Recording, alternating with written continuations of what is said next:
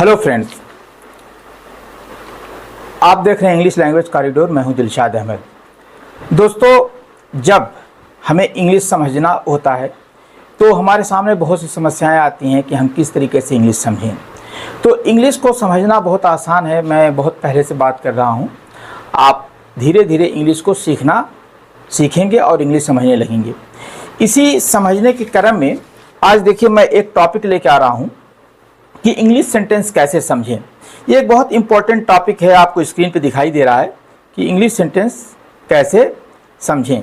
ये आपको दिखाई दे रहा है स्क्रीन पे।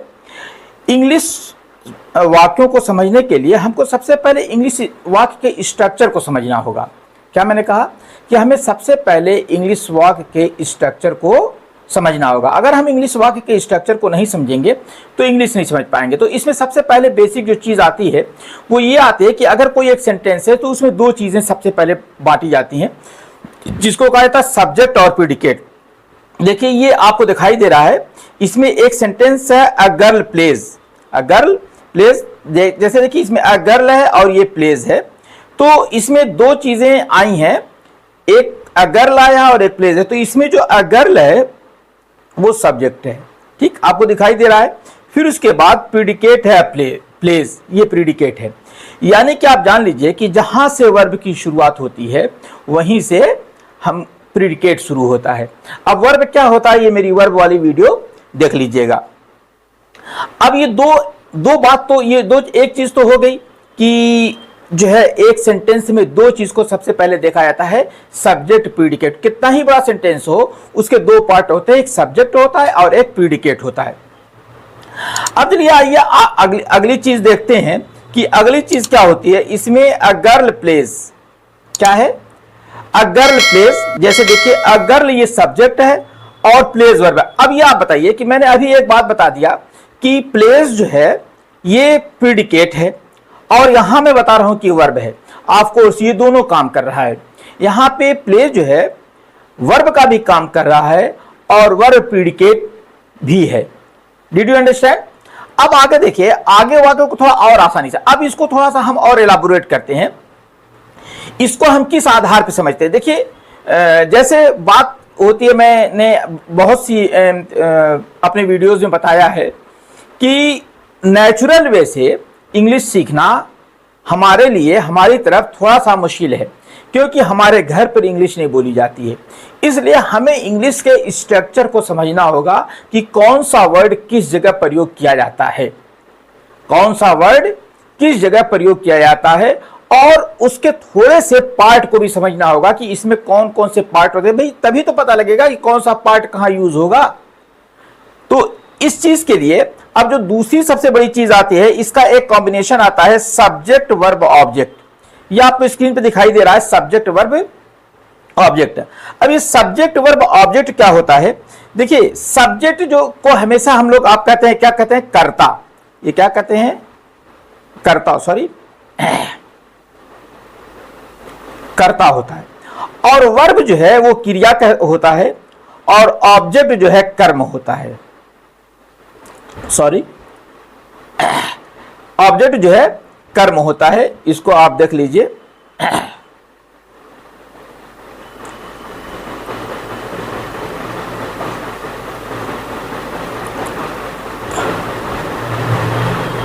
ना, ऑब्जेक्ट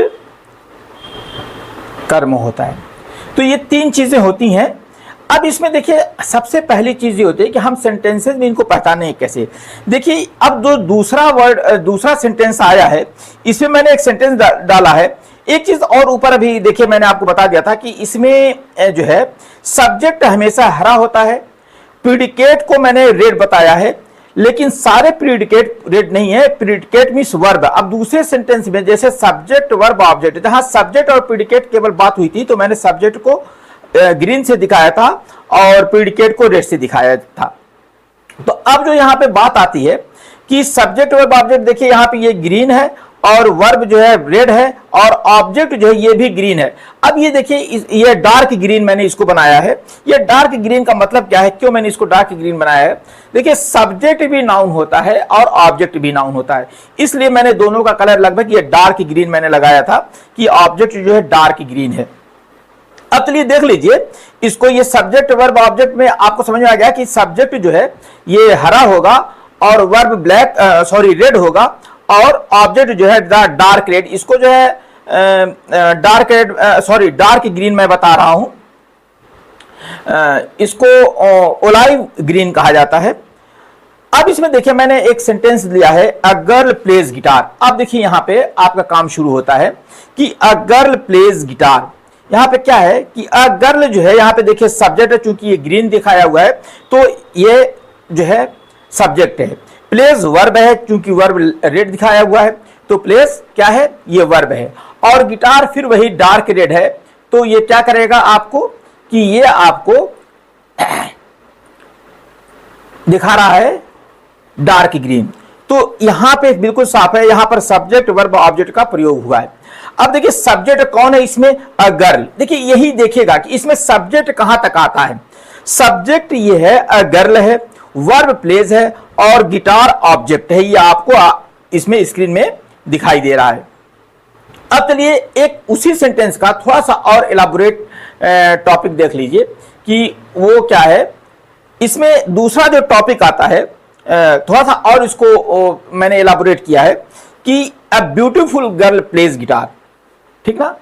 देखिए इसमें a beautiful girl plays guitar, तो इसमें देखिए आप देखिएगा कि नीचे जो सेंटेंस को मैंने एलाबोरेट किया है तो उसमें अ ब्यूटीफुल गर्ल को ग्रीन दिया है, इसका मतलब कि ये सब्जेक्ट है, क्योंकि मैं पहले ही बता चुका हूं कि ग्रीन जो सब्जेक्ट है, प्लेज वर्ब है क्योंकि ये रेड है, और गिटार जो है डार्क ग्रीन है तो ये ऑब्जेक्ट है। ये बहुत आसानी से इसको समझते जाइए कि a beautiful girl plays guitar. अब क्या होगा कि ये अ ब्यूटीफुल गर्ल, देखिए यहां पे सब्जेक्ट जो है बता रहा है कि ये क्या है, अ ब्यूटीफुल गर्ल है सब्जेक्ट। फिर उसके बाद आपका जो दूसरा पोर्शन है वो क्या दिखा रहा है, वर्ब दिखा रहा है ये प्लेज। फिर उसके बाद ऑब्जेक्ट जो है दिखा रहा है ये गिटार। ब्यूटीफुल एडजेक्टिव है लेकिन सब्जेक्ट का ही पार्ट है। Did you understand. यहां पे मैं बता दिया कि ब्यूटीफुल एडजेक्टिव है लेकिन सब्जेक्ट का ही पार्ट है, इसलिए पूरा जो है अ ब्यूटीफुल गर्ल ये पूरा सब्जेक्ट है। बात आगे बढ़ती है, इसी सेंटेंस को फिर थोड़ा सा और मैंने आगे बढ़ा दिया है, a beautiful girl having curly hair plays guitar. अब देखिए यहां पे हैविंग कर्ली हेयर मैंने ऐड कर दिया है, तो a beautiful girl having curly hair, ये सारा जो है मैंने सब्जेक्ट में इसको ग्रीन रखा है। फिर उसके बाद प्लेज ये मेन वर्ब है और गिटार ऑब्जेक्ट है, क्योंकि गिटार को मैंने डार्क ग्रीन दिखाया है। इस वाक्य में सब्जेक्ट वर्ब ऑब्जेक्ट का प्रयोग हुआ है। अब देखिए जो है इसमें क्या है, अ ब्यूटीफुल गर्ल, देखिए यहां पे थोड़ा सा मिस्टेक हो गई है, अ ब्यूटीफुल गर्ल को सब्जेक्ट बताया है, ठीक ना। हैविंग गिटार, यहां नीचे थोड़ा सा आ जाइए, हैविंग कर्ली हेयर सब्जेक्ट का ही पार्ट है लेकिन प्रयोग हुआ है एडजेक्टिव फ्रेज की तरीके से। तो ये भी मैंने यहां नीचे ग्रीन दिखा दिया है, इसको आप दिखाइए स्क्रीन पे, ये जो दिखाई दे रहा है वो नीचे दिखाई दे रहा है। ये क्या है, हैविंग कर्ली हेयर सब्जेक्ट का ही पार्ट है लेकिन इसे एडजेक्टिव फ्रेज कहा जाता है। एडजेक्टिव फ्रेज क्यों कहा जाता है कि जो है ये नाउन के ही बारे में अर्थात गर्ल के ही बारे में कुछ और ज्यादा जानकारी दे रहा है। और फिर उसके बाद आप देख रहे हैं वर्ब जो है आपका रेड दिख ही रहा है। फिर उसके बाद ऑब्जेक्ट गिटार आपके सामने है। तो ये जो है आपका चौथा सेंटेंस था। अब देखिए आगे बढ़ते हैं, अगला सेंटेंस जो आपके सामने आ रहा है, my neighbour who is a beautiful girl having curly hair plays guitar, ठीक ना। यहां पे देखिए अब आ जाइए, my neighbour who is a beautiful girl having curly hair, यह आपको तो मैंने दिखा दिया सब्जेक्ट है। यहीं पे थोड़ा सा समझने की जरूरत है। यहां पे माई नेबर प्लेज गिटार, यही मेन, यहां पे अब मेन सेंटेंस का जो पार्ट है, जो यहां पे मेन सेंटेंस आया है माई नेबर प्लेज गिटार। अब यहां से गर्ल हट गया है। थोड़ा सा जब मैं ये सेंटेंस बना रहा था तो थोड़ा मैं ध्यान नहीं दिया।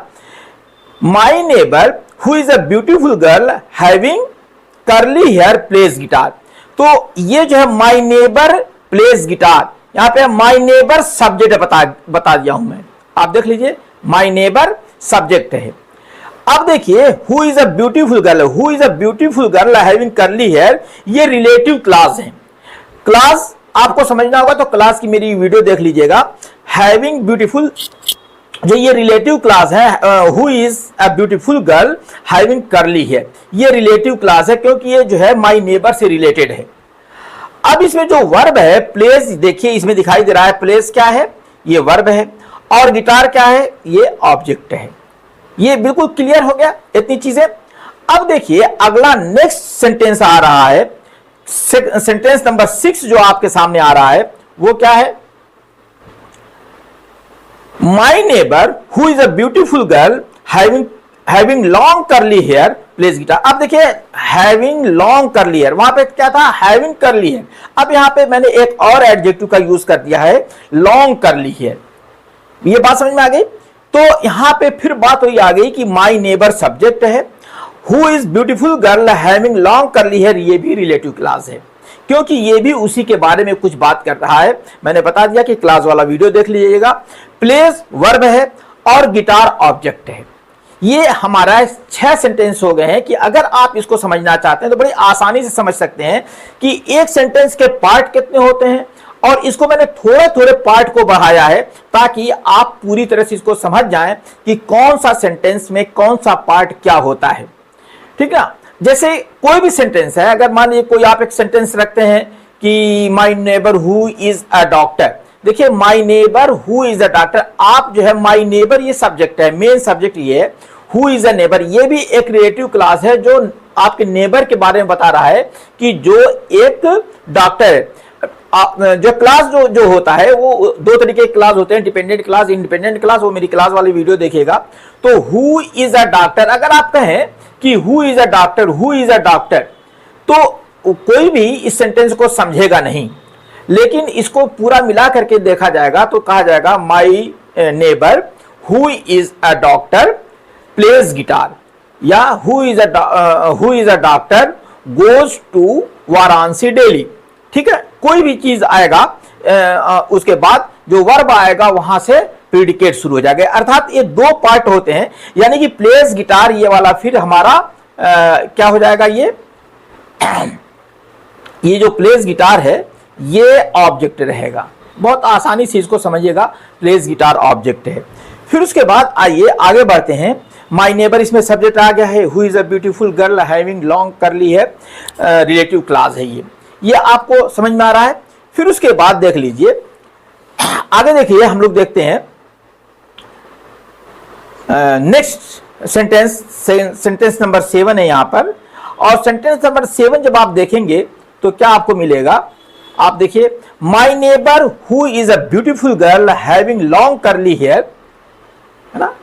My neighbour who is a beautiful girl having long curly hair plays a heavy guitar. अब देखिए वो जो कर्ली लॉन्ग कर्ली हेयर ये जो इसके पहले वाले सेंटेंस में आया था, अब यहां पर उतना ही प्रीडिकेट है। ये जो प्रीडिकेट आपको दिख रहा है ये इतना ही प्रीडिकेट है। अब यहां पर मैंने थोड़ा सा जो एक्सटेंस किया है वो इसमें हेवी इसमें जोड़ दिया है, हेवी गिटार। तो अब क्या हुआ कि इसमें हेवी गिटार बढ़ा दिया। अब देखिएगा अब तक मैं सब्जेक्ट के पार्ट को बढ़ाया था, अब यहां से प्रीडिकेट के पार्ट को बढ़ा रहा हूं।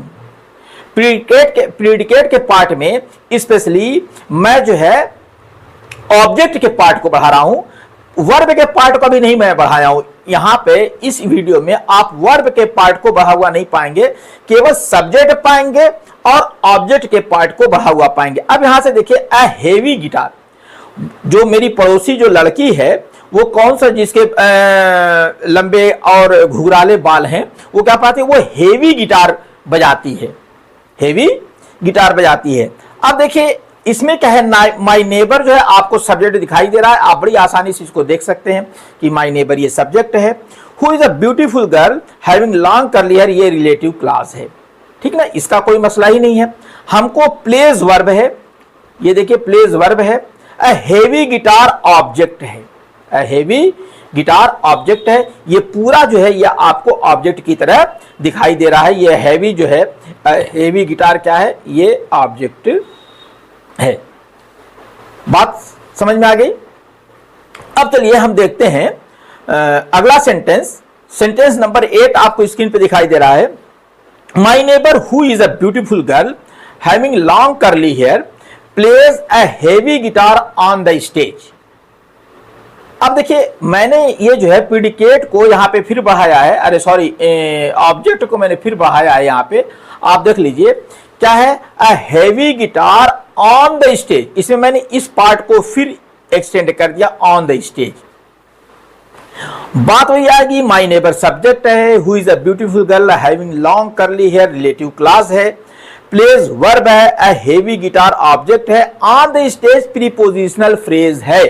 ये क्लास नहीं है, क्योंकि फ्रेज और क्लास में ये फर्क होता है कि फ्रेज में, मेरा सेंटेंस वाला वीडियो देखिएगा, अभी जल्दी ही गया था, तो इसमें जो है फ्रेज में वर्ब का प्रयोग नहीं होता है, सब्जेक्ट वर्ब का कॉम्बिनेशन नहीं होता है, इसलिए ऑन द स्टेज में सब्जेक्ट और वर्ब का कॉम्बिनेशन नहीं है, इसलिए ये फ्रेज है। और क्या करा है, इसको मैंने कहा ऑन द स्टेज, ये प्रीपोजिशनल फ्रेज है, क्योंकि ये किसी जगह के होने की स्थिति को बता रहा है, इसलिए यहाँ पे जो कार्य के स्थान को बता रहा है, कहां पे, कि ऑन द स्टेज, स्थान को बता रहा है, इसलिए ये प्रीपोजिशनल फ्रेज है।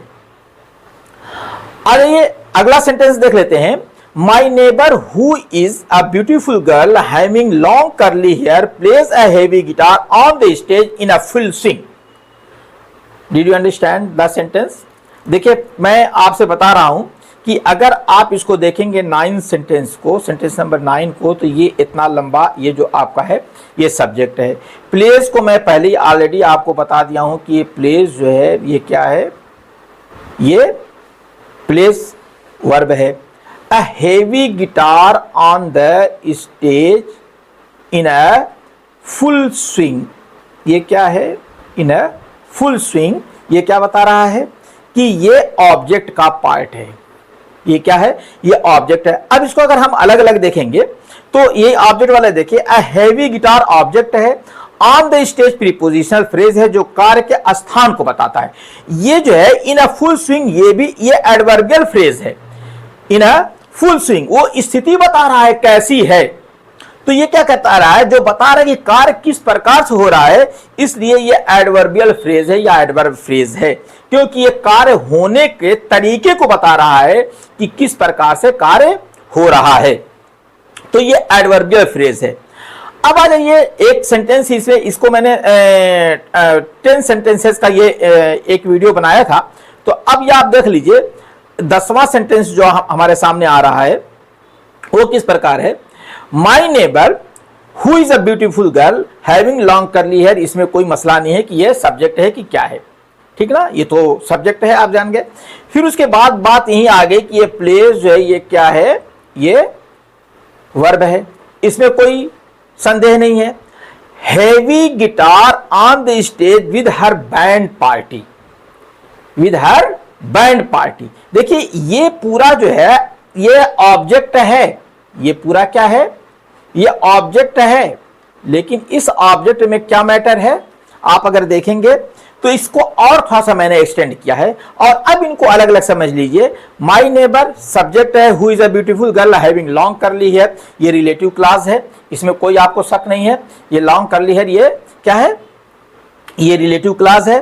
प्लेज वर्ब है, ये मैंने पहले ही बता दिया, रेट से है भी।